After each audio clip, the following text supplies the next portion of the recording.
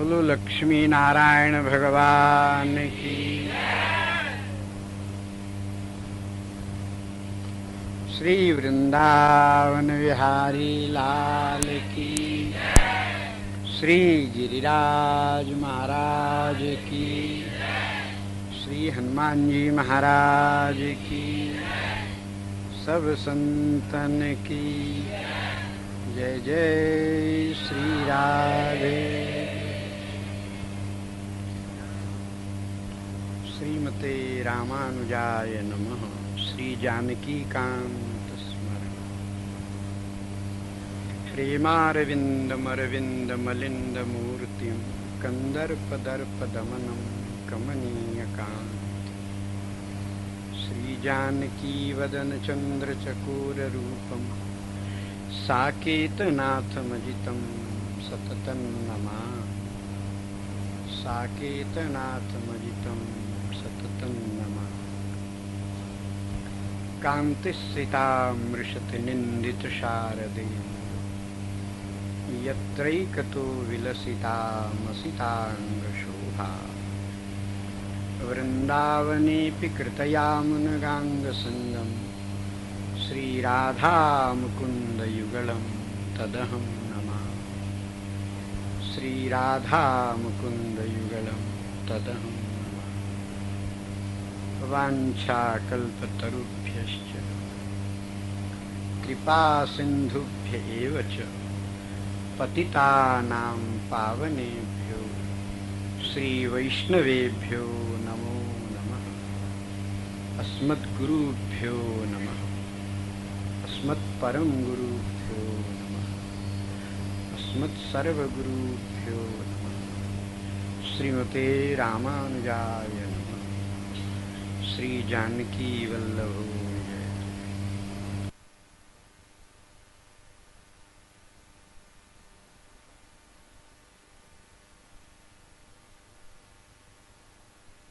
सरस्वतीं व्यासं ततो जयति। अनंत कोटि ब्रह्मांड नायक परात्पर ब्रह्म परमात्मा आनंद कंद भगवान श्री अयोध्यानाथ जी की अनुकंपा से जीवों को सत्संग का सौभाग्य प्राप्त होता है। द्वापर के अंत का समय था। त्रिकालज्ञ ऋषियों ने कलिकाल का आगमन अवश्यम भावी जान तब घबरा कर सब लोग ब्रह्मा जी की शरण में गए। श्री ब्रह्मा जी से प्रार्थना किया, प्रभु ये घोर कलिकाल आ रहा है, भगवान ने बनाया है, इसे कोई रोक नहीं सकता।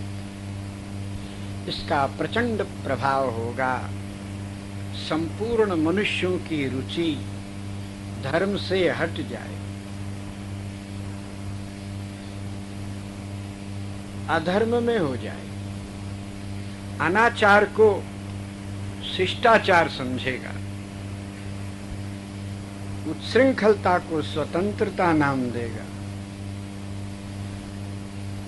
पाप करने में गौरव अनुभव करेगा। प्रभु सत्पुरुषों के रहने योग्य ये कलिकाल नहीं, इसको रोका नहीं जा सकता। गर्मी तो पड़ रही है, कोई माई का लाल गर्मी को रोक नहीं सकता। अपने बचने का उपाय किया जा सकता। कलयुग तो भगवान का बनाया, इसको कोई कैसे रोकेगा। तो हम लोगों के बचने का कोई उपाय कि प्राणी जो कलयुग से बचना चाहें, कली दोषों से रहित होकर श्री श्याम प्रेम में जीवन व्यतीत करना चाहें, उनके लिए क्या उपाय है। हम लोगों ने तो आज तक शास्त्रों को पढ़कर सुनकर सत्संग के द्वारा यही अनुभव किया है कि सत्संगो ही भवभंजन, संसार चक्र से छुड़ाने वाला, कली के प्रवाह को मिटाने वाला, कली दोषों से बचाने वाला सत्संग है। सत्संग में काल की गति नहीं होती। रामायण में सुग्रीव जी कहते हैं, ये बाली मेरा भाई नहीं काल है। और मेरे पीछे पड़ गया। मैं त्रिलोकी में घूमा, कहीं भी मुझे त्राण नहीं मिला। ऋषिमुख पर आया। ऋषियों का जहाँ समूह हो उसी को ऋषिमुख करते हैं। जहाँ सत्संग हो वहाँ काल का प्रवेश नहीं होता। कथा में जब मन लगता है तो कितने बज गए पता ही नहीं चलता, काल का प्रवेश नहीं होता। इसीलिए प्रभु हम लोगों ने ये निश्चय किया है कि सत्संग में काल का प्रवेश नहीं है, पर मानव के शक्ति की सीमा है। निरंतर सत्संग नहीं कर सकते। घंटा 2 घंटा के बाद में शरीर शांत हो जाता है और सत्संग बंद भया कि कली का प्रभाव चालू हुआ। कथा से लौटते लौटते ही प्रपंच की बातें शुरू हो जाती। सत्संग में रहो तभी तक ठीक, तब सदा सत्संग हम करें, कलिकाल विघ्न न करे। ऐसा कोई पावन पवित्र स्थल बताओ जिसमें कलयुग का प्रभाव असर न करता हो और हम लोग निरंतर सत्संग करें तो भूख प्यास क्षुधा पिपासा अन्यान्य शरीर की आवश्यकताओं का अनुभव ही न हो। ऐसा कोई आप चक्र चला, काल चक्र को रोककर ब्रह्म चक्र प्रकट करें, जिससे सब ब्रह्म में मन लगाकर निरंतर सत्संग करते रहे। एक अनुग्रह और करें, ऐसे किसी वक्ता को आप भेजें जो सहस्त्रों वर्ष तक कथा सुनाते रहें और उनकी कथा समाप्त न हो। नहीं तो संसार में ऐसा कोई वक्ता नहीं है जिसकी कथा समाप्त नहीं होती हो। 7 दिन 8 दिन 1 महीना, उसके बाद फिर कथा की पुनरावृत्ति भले ही करे। निरंतर नूतन कथाएं कहते चले जाएं, ऐसे वक्ता को आप भेजो। ऋषियों की उत्तम जिज्ञासा जानकर ब्रह्मा जी प्रसन्न हुए। ब्रह्मा जी ने मन से एक चक्र प्रकट किया है। ब्रह्म चक्र की छाया में आते ही ऋषि लोग आश्वस्त हो गए, शांत हो गए। श्री ब्रह्मा जी ने कहा, इस चक्र की छाया में आप चले जाओ। जहाँ पृथ्वी पर ये बैठे, इसकी नेमी का स्पर्श जिस भूमि को होगा वो नैमिषारण्य नाम से कहलाएगा। कली की छाया वहां नहीं पड़ेगी।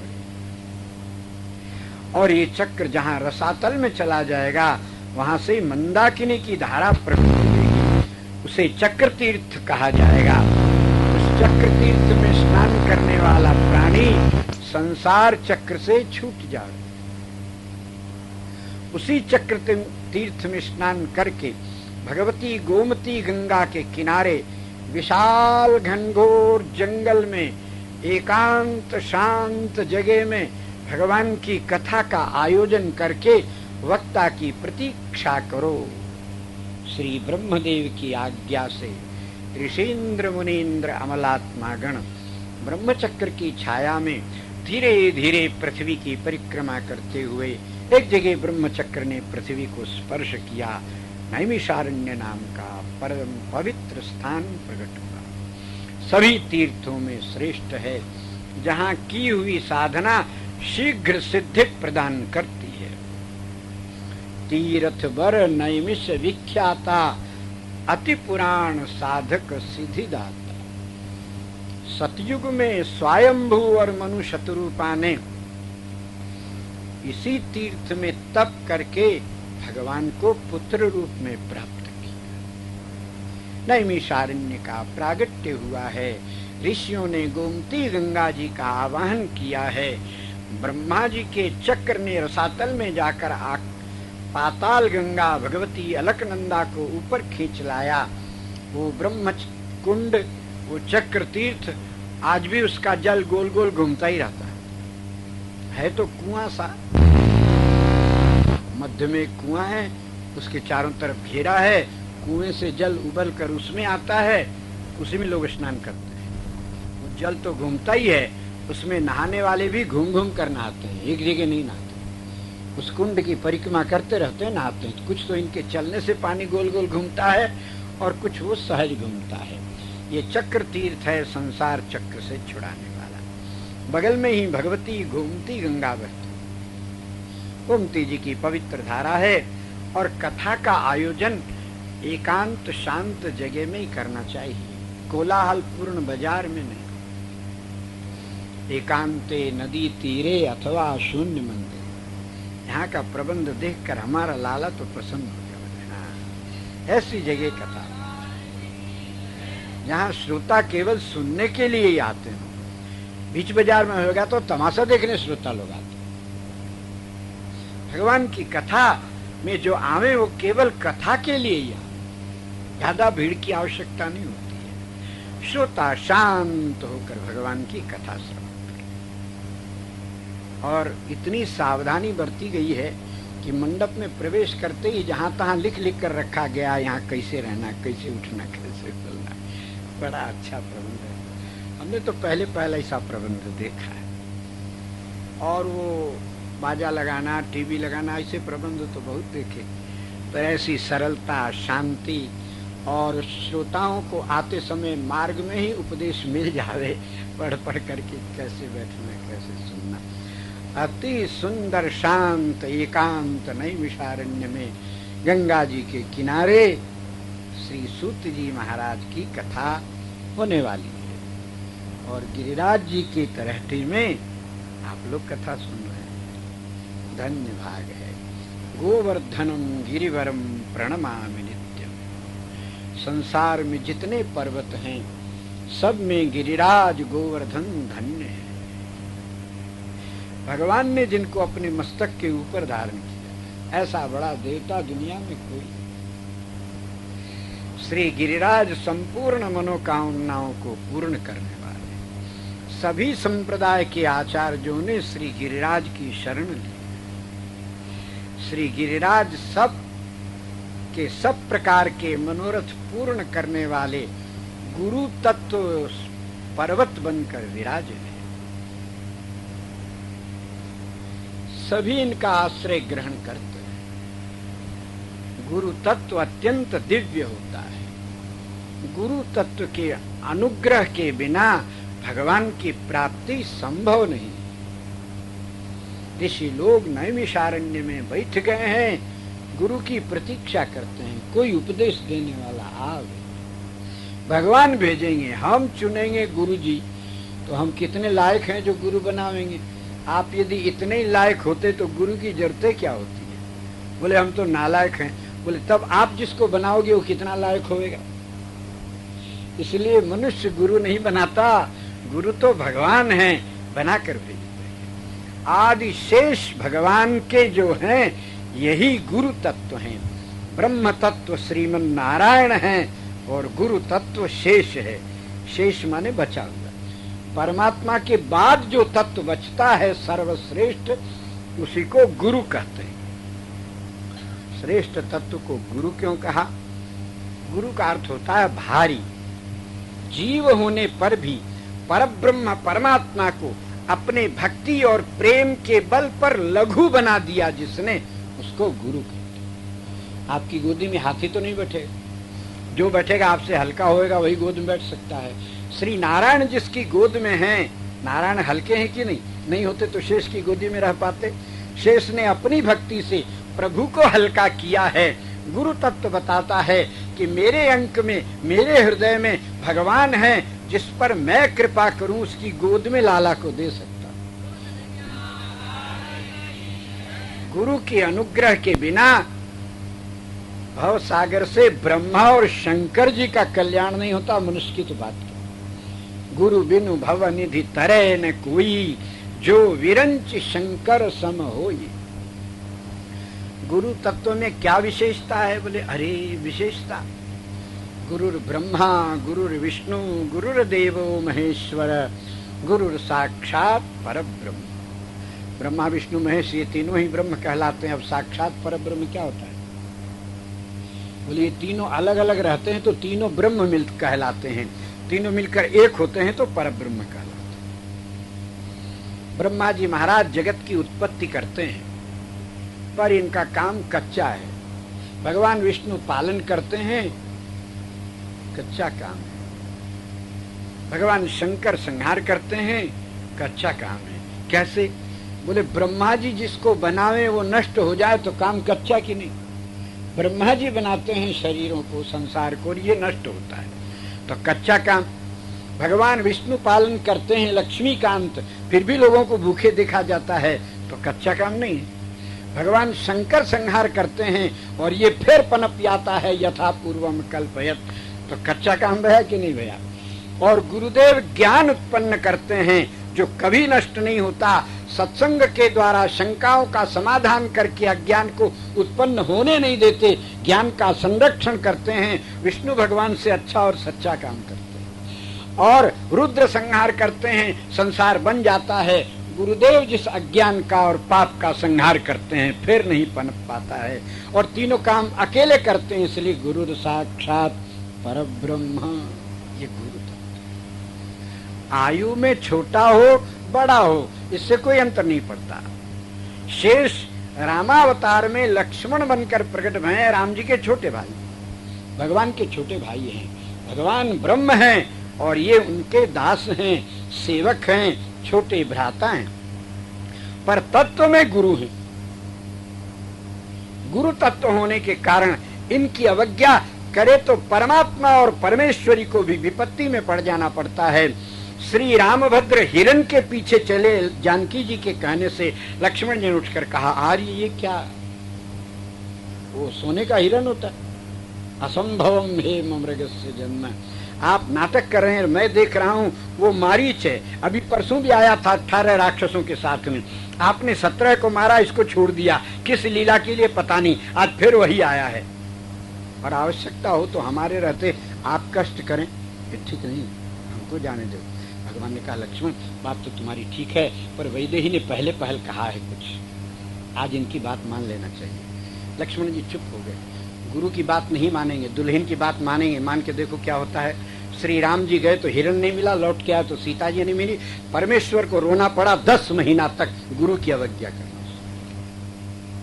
और जगदम्बा परमेश्वरी भगवती आदिशक्ति उद्भव स्थितिम संहारकारिणीम क्लेशहारिणीम सर्वश्रेयस्करीम सीताम, ऐसी आदिशक्ति को हाथ जोड़कर लक्ष्मण जी ने कहा, माता जी मेरी मर्यादा का उल्लंघन मत करिएगा। रामानुज लघुरेख खिंचाई, रामानुज की छोटी मर्यादा भक्ति मार्ग की, इसका उल्लंघन नहीं करना। श्री जी ने, मैं सर्व शक्तियों की मूल महाशक्ति हूँ, रेख नांग सी बाहर आई और लंका के कारागार में पहुंची। गुरु की अवज्ञा करने से 10 महीना परमेश्वरी को भी रोना, चाहे परमात्मा हो चाहे परमेश्वरी हो, गुरु तत्व की अवज्ञा भारी पड़े। और गुरु को धारण करते हैं भगवान के आधार शेष हैं, सर्वाधार भगवान है और भगवान के आधार शेष हैं। गुरु के तत्व के ऊपर ही भगवत तत्व टिका हुआ है। संसार में गुरु तत्व हट जाए तो भगवत तत्व का ज्ञान किसी को नहीं। गुरु तत्व आधार है और यही सबकी रक्षा करने में समर्थ है।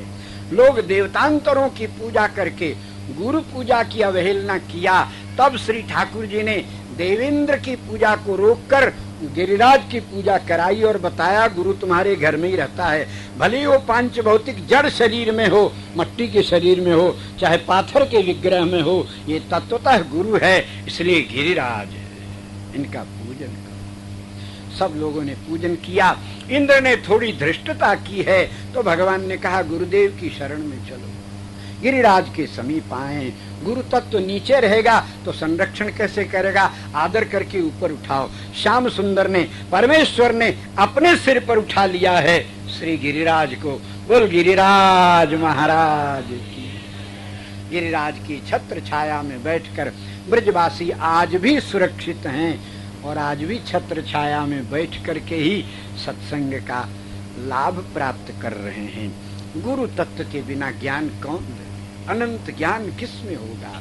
गुरु ही तत्व अनंत है, भगवान अनंत नहीं है। भगवान का नाम अनंत है, रूप अनंत है, लीला अनंत है, गुण अनंत है, पर भगवान अनंत नहीं है। गिनती में एक है, दो भी नहीं, एकमेवा द्वितीयम। तो परमात्मा का अंत है गिनती में भगवान एक ही हैं, इनके नाम अनंत हैं, रूप अनंत है, लीला अनंत है, गुण अनंत है, शक्ति है, पर ये स्वयं अनंत नहीं है, एक हैं। इनका अंत है, भगवान एक ही हैं। और गुरु अनंत हैं। आज तक कितने लोगों के कितने गुरु होते आए हैं, कौन माई का लाल गिन सकता है। अनंत अनंत गुरु प्रकट हुए हैं।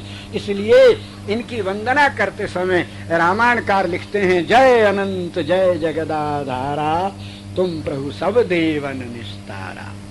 ये गुरु तत्व अत्यंत दिव्य है। नौमिषारण्य में ऋषि लोग गोमती गंगा के किनारे हरे हरे घनघोर वृक्ष और जंगल के मध्य में हरी हरी दूर्वा पर अपने अपने कुशासन बिछा करके बैठे हैं। सामने विशाल बरगद का वृक्ष है, उसके मध्य में चारों तरफ वेदी का निर्माण भया है। वो बरगद का वृक्ष गुरु तत्व के संरक्षण के लिए गोल न होकर के ऐसे है जैसे कड़ाही होती है, जिसमें बैठने की सुरक्षा है। ऊपर से घनघोर डालियां गई हैं। आज भी वो वृक्ष नैमिषारण्य में ज्यों का त्यों बड़ा प्राचीन वृक्ष है, विचित्र उस स्वरूप है, घनघोर है। उसके सामने भद्र वेदी पर महर्षियों ने एक नन्ही वेदी प्रकट की है, बनाई है, गाय के गोबर से लीपकर सुंदर सजावट करके उसके ऊपर कलश की स्थापना करके विघ्न विनाशक भगवान गणपति का पूजन किया है। श्री गणेश जी महाराज के पूजन के बिना कोई काम प्रारंभ करो उसमें विघ्न आवे ही आवे। ये विघ्न हरता है और विघ्न करता भी है, विघ्नेश है। इनकी पूजा न करो, ये अपने बाप को नहीं छोड़ते, आपको क्या छोड़े। भगवान शंकर त्रिपुर का विनाश करने के लिए धनुष पर बाण उठाया, 5 मिनट में उसको मारना है। जब तीनों पुर एक में मिले हों, वो अलग हो जाए तो कोई माई का लाल मार नहीं सकता उनको। वो 1 सहस्त्र वर्षों में आपसी ऊर्जा प्रदान करने के लिए आपस में सटते हैं, 5 मिनट में ही ऊर्जा प्राप्त करके अलग हो जाए। अलग होने पर नहीं कट रहेंगे, नहीं मरेंगे। और सटे रहे तब तो अब 5 मिनट में एक बाण मारा, वो व्यर्थ चला गया, निशाना चूक गया। दूसरा बाण मारा, निशाना चूक गया। महादेव जी को पसीना आ गया। मेरा लक्ष्य कभी च्युत नहीं होता है, कभी च्युत नहीं होता, कभी व्यर्थ नहीं जाता, मेरा निशाना चूका। घबराते ही भगवान श्री हरि प्रकट भये। बोले प्रभु मेरा लक्ष्य कैसे चूक रहा है। बोले आपका बेटा विघ्न कर रहा है, आपने युद्धारंभ में पूजा नहीं की। बोले क्या करता है। बोले जब आप लक्ष्य निर्धारित करते हैं तो अंगूठे में खाज आ जाती है, वो आपको पता नहीं चलता, अंगूठा में खाज करने लगता है, वो निशाना चूक जाता है। पार्वती जी को पुकारा महादेवी, बोले थोड़ा उपद्रवी का पूजा कर दे तो ये विघ्न कर रहा है। पार्वती जी ने पुकारा हेरम्ब, बोले किम अम्ब, अरे बेटा तुम्हारे पिताजी युद्ध कर रहे हैं। कुमकुम लगाया, अक्षत लगाया, हाथ में एक मोदक दे दिया। गणेश जी ने कान फड़फड़ा दिए, विघ्न भाग गया। तीसरे बाण में त्रिपुर का महाविनाश हो गया। भगवान त्रिपुरारी कहलाए। इसलिए नौमिषारण्य के मुनीश्वरों ने सबसे पहले भगवान विश्वक्सेन गणपति का पूजन किया। ये गजानन गणेश तो बाद में प्रकट हुए हैं। नित्य गणेश वैकुंठ के महागणाधिपति, वेदों में जिनका गणानान्वित्वा कहकर वर्णन है, वो भगवान विश्वक्सेन है। सूत्रवती कांत विघ्न विनाशक सनातन। श्री शिव पार्वती ने अपने ब्याह में जिस गणपति की पूजा की, ये भगवान विश्वक्सेन है। मुनि अनुशासन गणपति पूजे शंभु भवानी। बोले गणेश तो अभी पैदा नहीं भरे, पूजा किसकी कर रहे हैं। को सुनि संशय करे जने, सुर अनादि जिये जान। देवता अनादि हैं, भगवान विश्वक्सेन अनादि सनातन गणेश हैं। और फिर गजानन गणेश इन्हीं के अवतार हैं। यस्य दुर्यदवक्त्राद्याः पारिषद्याः परशतम विघ्नं निघ्नन्ति सततम विश्वक्सेनं तमाश्रये। नारद पांचरात्र में सर्वप्रथम विघ्न विनाशक सनातन नित्य वैकुंठ के महागणाधिपति भगवान विश्वक्सेन का पूजन करने का विधान है। फिर जब पार्वती नंदन गजानन गणेश हुए तो ये अधिकार इनको मिला और अब गजानन गणेश पूजाते। इस प्रकार मुनियों ने गणपति पूजन किया है। भद्र वेदी में पूजन की सामग्री रखकर अब बैठे सब भगवान नाम कीर्तन करते हुए गुरु की प्रतीक्षा करते हैं। कोई ऐसे गुरुदेव पधारे जो अनंत ज्ञान संपन्न हो, जिनका ज्ञान कभी खत्म ही नहीं होता। ऋषियों के हृदय की स्थिति आर्त भई है। तब एतस्मिन्नंतरे तत्र व्यास शिष्यो महामति। उसी समय वहां पर भगवान वेदव्यास जी के प्रधान शिष्य उग्रश्रवा रोमहर्षण सूत जी महाराज आते दिखाई दिए। ऋषि मुनि लोग उठकर खड़े हो गए।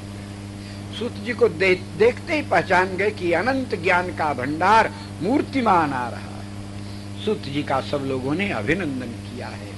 फिर ब्रह्मासन पर, ऊंचे आसन पर आग्रह करके बैठाया है। सूत जी महाराज ने नम्रता पूर्वक प्रार्थना की है, अति आग्रह मानकर ब्रह्मासन पर बैठे। श्री सूत जी महाराज का परिचय इस प्रकार। सूत शब्द का अर्थ होता है विलोम जाति में उत्पन्न होने वाला, अच्छी जात का नहीं। क्षत्रिय जिसका पिता हो, माँ ब्राह्मणी हो, संकर ताते सूत कहलाता है। संकर जाति है, मिलावट की जाति, वर्ण संकर उत्तम नहीं है, विलोमज है, इसलिए सूत कहलाती है। उसका नाम सूत है। चार जाति भगवान की बनाई है, ब्राह्मण, क्षत्रिय, वैश्य, शूद्र। किस लिए बनाया? इसलिए कि किसी को पेट की चिंता न होवे, अपना अपना काम करे, जो जिस जाति में पैदा भया उसका वही काम। नौकरी की किसी को चिंता नहीं, नौकरी करना न पड़े, पेट की चिंता नहीं। तब सत्संग के लिए और अध्ययन के लिए पर्याप्त समय सभी प्राणियों को मिलता है। ब्राह्मण का बेटा पंडिताई करे, ज्यादा विद्वान हो गुरु आचार्य हो जावे, सामान्य हो तो वो गायत्री मंत्र का जप करे, और भी निरक्षर भट्टाचार्य हो तो मंत्र की माला फेर ले, दक्षिणा तो मिले जाएगी ब्राह्मण का बेटा इसमें।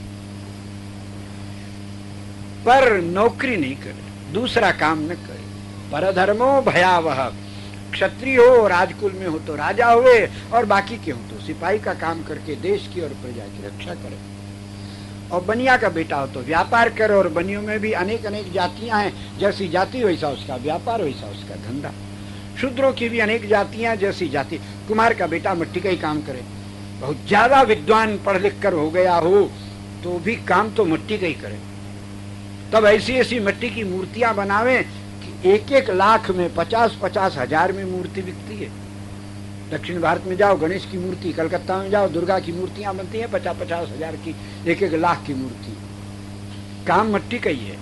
और नहीं पढ़ा लिखा हो तो ईटा पत्थरा थाप के अपन काम पेट भर लेगा, काम दूसरा नहीं करना, अपनी जाति का ही काम करना। श्री राधा जी गोप कन्या है, और इतनी श्री वृषभानुराय जी की कन्या है, और वृषभानुराय जी इतने संपन्न है कि अपनी बेटी की सेवा में 16,000 दासियां नियुक्त किया। और श्री जी प्रेम का विग्रह होने के कारण किसी को दासी नहीं मानती हैं, सबको अपनी सखी कहती। ये स्नेह स्वरूपाएं, इनमें अभिमान छू ही नहीं जाता है, इसलिए सबको सखी कहती। इतनी इतनी सखियां दासियां होने पर भी दही दूध बेचने पधारती हैं। बोले हमारी जाति का धंधा है, धर्म नहीं छोड़ा जा सकता। ये दूसरी बात है। श्री कृष्ण के प्रेम में विभोर होने के कारण दही लो नहीं बोल पाती हैं, इनके मुख से निकलता है हरि लो हरि लो। सिर धरी मटुकिया डोले, दधिका नाम बिसर गई राधा, हरि लो बोले। श्री हरि इन्हीं की कृपा से मिलते हैं। ये कृपा न करें तो श्री हरि मिले नहीं। राधे राधे बोल, दौड़े आवेंगे बिहारी, फिर तो अपने आप लाला चला आवेगा। कमल का फूल खिले तो भंवरा के आने में कोई निमंत्रण देना थोड़ी पड़ता है। श्री राधा रूपी कमल जिसके समीप है, श्री राधा जी के चरण कमल जिसके हृदय में खिलते हैं, कृष्ण भंवर छाड़त नहीं तब लगी तिनके पास। श्री कृष्ण मडराने लगते हैं। तो मतलब ये कि स्वधर्म का ठीक पालन करो। श्री सूत जाति का जो प्राणी होता है उसका 2 काम है। कम पढ़ा लिखा हो तो रथ चलावे, घोड़ा हाँके, टांगा हाँके, और विद्वान हो तो कथा कहे। पर ये श्री सूत जी महाराज विलोम जाति के नहीं है, ब्राह्मण हैं। श्री बलभद्र जी को भ्रम हो गया सूत नाम से, इसलिए उन्होंने इनका वध किया है, तो ब्रह्म हत्या लग गई है बलराम जी को, प्रायश्चित करना पड़ा है। ऋषियों ने कहा आपको ब्रह्म हत्या लग गई। सूत नाम है, सूत संज्ञा नहीं है। संज्ञा होवे तो सूत का बेटा सूत ही होवे, दुबे का बेटा दुबे, तिवारी का बेटा तिवारी, तिवारी का बेटा तिवारी, पांडे का बेटा पांडे। तो सूत का बेटा सूत होना। पर सूत जी के मरने के बाद जब दोबारा बलभद्र जी ने इनके द्वारा पुत्र उत्पन्न किया है, तो सूत का पुत्र सूत नहीं हुआ, सौती हुआ है। जनक का पुत्र जानकी, भरत का पुत्र भारती, रावण का पुत्र रावणी, व्यास का पुत्र वैयासिकी, वैसे सूत का पुत्र सौती, और सौती महाभारत के प्रवक्ता हैं। श्री सूत जी महाराज ब्राह्मण हैं। यज्ञ करते समय श्री वेदव्यास जी ने अरणि मंथन किया है। मंत्र के प्रभाव से अरणि में अग्नि प्रकट होते समय व्यास जी का पसीना टपका, उसी में से एक तेजस्वी पुरुष प्रकट भया, उसका नाम सूत। ये सूत जी महाराज कथा इतने प्रेम से सुनते हैं कि इनका नाम उग्रश्रवा हुआ है, और कथा सुनते ही इनको लगता है साक्षात भगवान सामने हैं। इनके रोए सब आनंद में खड़े हो जाते हैं, इसलिए रोमहर्षण, रोमहर्षण, उग्रश्रवा ऐसे नाम हैं। किसी किसी पुराणों में बाप बेटे का नाम भी उग्रश्रवा दिया गया है, पर पुराण शास्त्रों का गहन अध्ययन करने पर ऐसा निश्चय हुआ है कि सूत जी महाराज ब्राह्मण हैं। सूत का पुत्र सूत होना चाहिए।